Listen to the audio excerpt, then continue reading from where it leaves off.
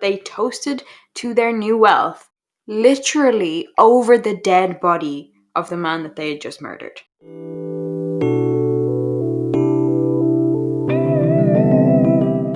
Hello you wonderful human, and welcome back to my channel. If you're new here, please do subscribe, and if you're old here, hello again.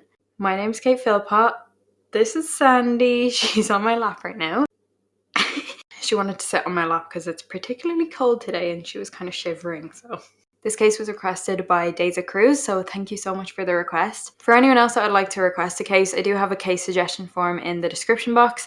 I have taken in some over through DMs and stuff, but it's just a little harder to track. So the suggestion form in the description of all of my videos would be the best place. But this one was so interesting to me because we've got a very clear case of a psychopath and how he took on this life of crime and just left absolute destruction behind him everywhere. And if this is the kind of thing you're into, then go ahead and smash the subscribe button for more true crime. So this is the case of Carlos Eduardo Robledo Puch. And the case is based in Argentina. So Carlos was born on the 22nd of January 1952. His parents were Ada Puch and Jose Robledo. So Robledo Puch is his last name, so it's like Carlos Eduardo Robledo Puch. But he's now known as El Ángel de Muerte, which basically means the angel of death or the black angel. And listen, there's a lot of names to choose from here, but I'm just gonna go ahead and call him Carlos. So before he was born, Carlos's parents had a lot of trouble trying to conceive. And it was only when they became more religious and started to pray to God that they could conceive and have a child that Ada got pregnant. And he was their only child, but because they had started to pray and then they got this child that they had always wanted, they just became more religious in general. And there is a movie about him, and in this movie there is a quote from him that says, "And then I was born, I came directly from heaven, I am a gift of God." And although this is just a quote from a movie, it's pretty clear that this is genuinely what he thought of himself. And look, I'm all for a bit of self-love, but that's a bit much. So Carlos's mother Ada was originally from Germany, but she emigrated to Argentina. Unfortunately though, she did also have depressive psychosis, so life wasn't exactly easy for her. His father Jose worked as a technician in General Motors, and in 1956, when Carlos was 4 years old, his family moved to Olivos in Buenos Aires. And this is where they rented a first floor apartment above a hardware store. And Carlos came from a working class family, so I mean, he lived a relatively comfortable life. And as a child, he was quite shy, but also evidently intelligent. He had a flair for languages, knowing Spanish, English, and German. And he was fairly musical too, and he was quite good at the piano. The only real red flag, if you will, about Carlos as a child was he never liked to obey authority. He didn't like to follow rules, and he would always kind of test the boundaries and see how much he could get away with. And by his late teens, he had gotten into stealing. And it started off where he would break into houses and steal jewelry, and then it kind of graduated on to stealing cars and motorbikes. And something that crosses my mind here is, okay, stealing jewelry, if you get away with the act itself, then you're probably good. But if you steal a car, bear in mind, he still lived with his parents. Where's he gonna put that car? So obviously his parents were like, where are you getting all this stuff from? And he just kind of said, oh, I'm just borrowing it from a friend. And this started off with okay, well, just bring it back on time. And over time, his parents were like, why are his friends just giving him all their stuff? All their valuables and their cars and motorbikes, and they were very suspicious. But while all this was going on, at the age of 16, Carlos met a good friend who would eventually go on to be his accomplice. And this man's name was Jorge Ibanez. And they bonded over their mutual dislike of authority. And that's quite a worrying fact. The saying that there's strength in numbers? Well, that kind of goes for negative things too, I'm afraid. So it's a bit ooh, how far could this go? So in 1970, when they were 18, they committed their first crime together, and this is when they robbed a jewelry store. And they didn't necessarily rob a tremendous amount of value, but it was more about the feeling of power that they got from doing this, and they got away with it. So they were like, oh. But that was only the beginning, and from there, things got a lot darker and a lot more intense. So in March of 1971, they realized they needed money. They wanted a lot of it, and they decided they were going to get a lot of it. So on the 15th of March, Carlos and Jorge robbed a bar called Enamor, and they broke in through a window and managed to steal 350,000 pesos, which is the currency over there, which, let me just do a quick little... Okay, so this would equate to about 14,000 euro or about 16,000 US dollars. But then they realized they weren't alone in there. When they checked one of the rooms, they realized the manager and the security guard were both in there, but they were asleep. And this is where things take a drastic turn, because just before they fled, Carlos shot and killed both of the men. Like, the part that blows my mind is that they were asleep. Like, they were gonna get away with it, and it was almost like Carlos just killed them for the fun of it. And in more recent times, when he was asked why he killed them, his response was, "What did you want me to do, wake them up?" No? Moving on. 2 months later, the pair were at it again. So on the 9th of May 1971 at 4 AM, Carlos and Jorge broke into a Mercedes-Benz spare parts shop. And this was in Vicente Lopez? I'm so white. And as they were moving around the store and looking for valuables that they could take, they came across the owners in one of the rooms. So it was a young couple with a newborn baby boy. And Carlos immediately shot and killed the man. And he also shot the woman, but she didn't die, she was just badly injured. I mean, I don't even know what's worse, to be honest. Like, she just saw her husband being killed. Now she knows that she's a single mother, and she's injured. And she's probably worried about the baby's safety. Oh, I don't know. And as the woman was lying there injured, Jorge sexually assaulted her. After this, Carlos and Jorge fled, leaving her alive. But of course, before Carlos left the room, he shot at the baby. But luckily, thank God, he missed. Not only that, but Carlos and Jorge managed to steal 400,000 pesos that night. So 15 days later, on the 24th of May 1971, Carlos and Jorge robbed a supermarket. And they killed the security guard on duty. This time, they managed to steal 5 million pesos. It's about 230,000 US dollars and about 197,000 euro. And of course, they were so excited that they had hit this jackpot that they toasted to their new wealth with stolen whiskey literally over the dead body of the man that they had just murdered. It was like ending someone's life literally meant nothing to them. Only 20 days after this, on the 13th of June 1971, more stuff went down. Carlos and Jorge abducted a 16-year-old girl, in a stolen car by the way, and Jorge aggressively sexually assaulted this girl in the backseat of the car while Carlos watched. Following this, they let her go, surprisingly enough. But before she could actually get away from them, Carlos shot at her.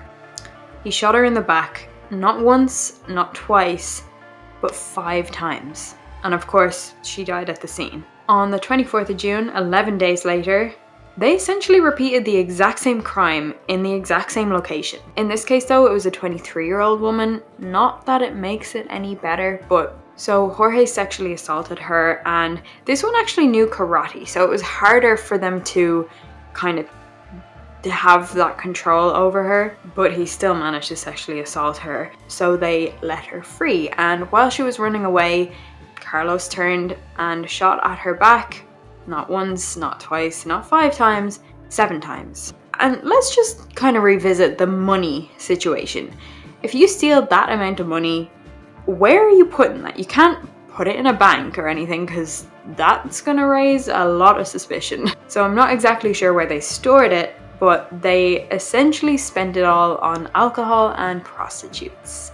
Imagine you had that much money, probably about 500,000 US dollars, euro, like around there, and like you spend it on alcohol and prostitutes. Like, buy an investment property or something, like, you know what I mean? But it was mainly Jorge that paid for sex, and Carlos not so much, because allegedly Carlos was a closeted homosexual. And in those times it wouldn't exactly have been as accepted. And I will just say that this is a rumor, and to this day he still denies it. But there is a slight concern in the fact that if this is true, then he himself may not have been comfortable with his sexuality. That would trigger a lot of emotions, probably a lot of anger. He went on to be a serial killer. Again, there's no cold hard proof to back that up, but it is an interesting thought. But it was around this point that Carlos and Jorge weren't really getting on that well anymore, and a lot of cracks started to show in their relationship. I mean, naturally, like, there's a lot of pressure in a friendship like that. Normal friendships don't generally have the added pressure of how are we gonna kill this one, or, you know, how are we gonna get our next 5 million pesos. You have to decide on alibis and lies to tell, where to store money, and if you disagree on like anything in that process, I'd imagine that would cause a lot of tension. But on the 5th of August 1971, they were on a drive. Carlos was driving and they got in a serious car accident. And shockingly, this accident killed Jorge. And Carlos ran away from the scene with no injuries at all. That's almost a little suspicious, is it not? Like, many people believe that this car accident was staged and it was just a way for Carlos to get rid of Jorge because he was sick of his shit. And how did Carlos get away with no injuries, not even a scratch? And it's not like Jorge was just injured or paralyzed even, but like the car crash was so bad for him that he died. Let me know what you think about that, because I'm honestly not entirely sure. Like, how do you make a car accident happen so that you get off scot-free and the other person dies? Is that possible? I'm not a driver, so like, let me know. So after this, Carlos did take a short break from the life of crime, a couple of months, until he found a new accomplice, that is. And this man's name was Hector Somoza. Hector was 18 years old and Carlos was 19, nearly 20. So Carlos and Hector committed their first crime together on the 15th of November 1971. They robbed a supermarket in Boulogne, and they did so at gunpoint, and according to reports, the scene was riddled with bullets. After this, Carlos and Hector broke into 2 separate car dealerships on the 17th and the 24th of November, and this is where they stole over 1 million pesos and brutally murdered the security guards. Isn't it mad how I'm just like, yeah, and then they killed this person, and then they killed that person, and then this like, there are so many deaths and murders in this case, it almost becomes like a normal thing, as awful as that sounds. But again, after this, they had another break of a couple of months, or at least during this period, there was no known crimes committed by the pair, but I'm not sure. I feel like they probably did at least some more robberies and just got away with it. And it was on the 3rd of February 1972 that Carlos and Hector broke into a hardware store. As expected at this point, they killed the 58-year-old security guard, and then they attempted to open the safe with the keys that they obtained from the security guard's body. But for some reason, they couldn't do it, whether it was the wrong key or something like that, which, to be honest, I feel like, having worked in retail, I don't know why the security guard would have the key to the safe. I feel like that's something that would be locked away, and like the keys on the security guard would just be like doors and stuff, you know?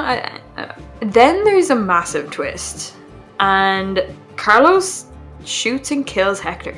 Now, there are various opinions on what actually happened in order for Carlos to turn around and shoot Hector dead. Some people think that Carlos got sick of his second accomplice and wanted rid of him and in turn shot him, whereas others believe that Carlos became startled by something, and in that state of confusion and shock, I guess, he shot him. Which I do understand that point of view as well, in that if you're in the middle of trying to break into a safe and someone like creeps up behind you, yeah, I can see why you'd turn and shoot them. Like, I can see that. But then the other theory has something to it as well, so I'm not sure what I fully think about that, but what do you guys think? Not only that though, he didn't just murder him, but what happens next is very disturbing. In order to cover his tracks and prevent any police identification of him, Carlos got his hands on a blowtorch. So he burned and disfigured the face of his now dead accomplice, Hector Somoza. Of course, he still had his priorities straight though, and then he used the blowtorch to open the safe. So he stole the money and fled the scene. But he had obviously become complacent, because then in the following days he was arrested, and the reason the police had any idea who did it was Hector had been holding on to their identification cards in his pocket. He went to the extent of blowtorching this guy's face to disfigure it so bad that they couldn't identify him. And he didn't even check his pockets for anything that could have led them to him. And his identification card was in there. I shouldn't be laughing, but... So anyway, this was only 2 weeks after Carlos's 20th birthday, and in case you haven't been counting, he's killed about 11 people by now. So when Carlos was in jail awaiting trial, he was a bit of a knob.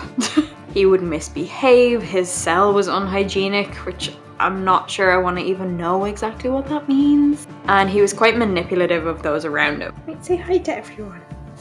Can I say hi? Oh yeah, I know. Hey, hi. Ah! Ah! Wait, no. She was caught in my hair and then she was walking away. And in 1973, Carlos went to the prison infirmary to get some medicine. I mean, get some medicine, not get some medicine. But this is actually a distraction so that he could carry out his escape plan. He had made a rope with braided sheets that he had attached to the prison wall with a hook. And he and another accomplice attempted to escape the prison.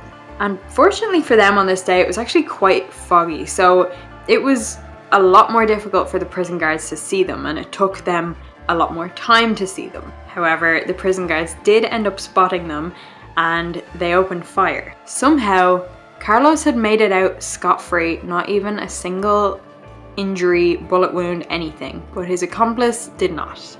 And Carlos was on the run for 3 whole days before he was captured again. And from then, he had another 7-year wait before his trial finally took place. And when his case went to trial, here's what happened. He was convicted of 11 murders, 1 attempted murder, 17 robberies, accomplice of 1 rape and 1 attempted rape, 1 count of sexual abuse, 2 kidnappings, and 2 thefts. He was, of course, sentenced to life imprisonment, and that's actually the maximum sentence that there is in Argentina.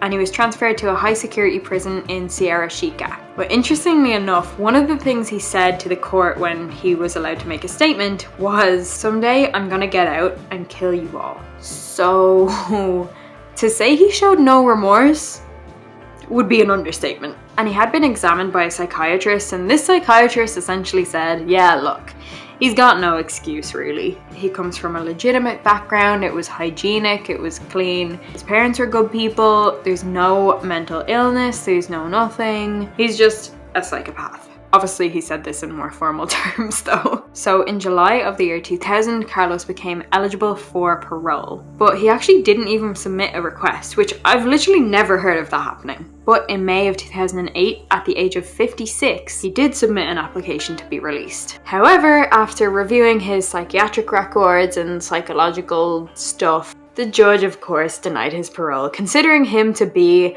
a threat to society still. Yeah, I definitely think that was a good call. Because what those updated psychological records said were that Carlos occasionally suffered from psychotic outbreaks and extreme aggression. So then later in 2008 and then again in 2009, there were additional parole reviews that took place, which is strange to me. Like, you just decided that it was a no, so why are we doing this months later? Either way, parole was refused. And then again in November of 2013, Carlos requested a review of his sentence. And he essentially said, okay, I want a reduced sentence or the death penalty. No in between. And both requests were denied, and the reason he wasn't allowed to get the death penalty was it's illegal in Argentina, so. And to this day in 2020, Carlos is still serving his life sentence. But here's the thing, like, a life sentence when you're like 50 is like, you've had your time, you're good, you know? But to be only 20 years old and be in prison for the rest of your life, like, nobody can wrap their head around that. Unless you've literally been through that, nobody can put their mind into what that would feel like. And don't get me wrong, I'm not saying, oh, poor him or anything, because he absolutely deserves it. But just the general thought of that is unthinkable to me. But anyway, he's now 68 years old and he's been in prison for 48 years. And this makes him Argentina's longest serving inmate. And he's not even done yet. But Carlos is now apparently in poor health and he hasn't had any visitors in years, because I would imagine his parents are probably dead by now, and like, who else would want to visit him other than maybe his accomplices, but they're all dead too. So karma, yeah.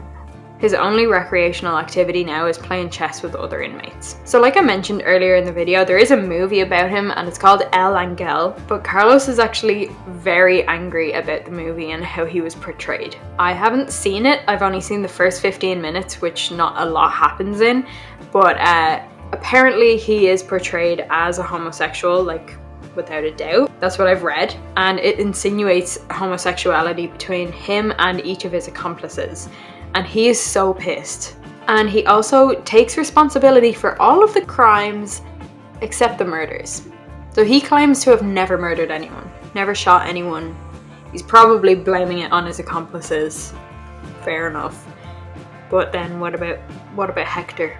Why did he die? Why did he get blowtorched in the face? So Carlos moved from petty theft to accidental killings to deliberate murders over the course of about 4 years. And the whole time, he didn't show any emotional response to any of them. And the thing that gets me right in the stomach about this case is, allegedly, the most gruesome details of his crimes aren't even available to the public. So what I've told you is what happened, but there are a lot of details missing, and I just wonder, are there more things like the blowtorch incident? Did he disrespect bodies in any way? Like, there's no information online about what he did or what him and his accomplices did with the bodies after they killed people. Like, did they just leave them there? And how did they cover up their crimes? I don't know, I'm really curious about that. I kind of wish it was public in a really weird way. Does that make me a freak? Maybe. We're all freaks here, we're all into true crime way too much, so it's fine, you get it. But that brings me to the end of this case. Thank you so much for watching. If you did enjoy it, please give me a like and comment down below what your thoughts are. My Twitter, Instagram and TikTok are all katephilpott_YT. And don't forget to turn on the notifications. Just hit that little bell beside the subscribe button, wherever it is. Alright, I have no more news. Thanks again for watching, and I'll see you in the next one. Bye!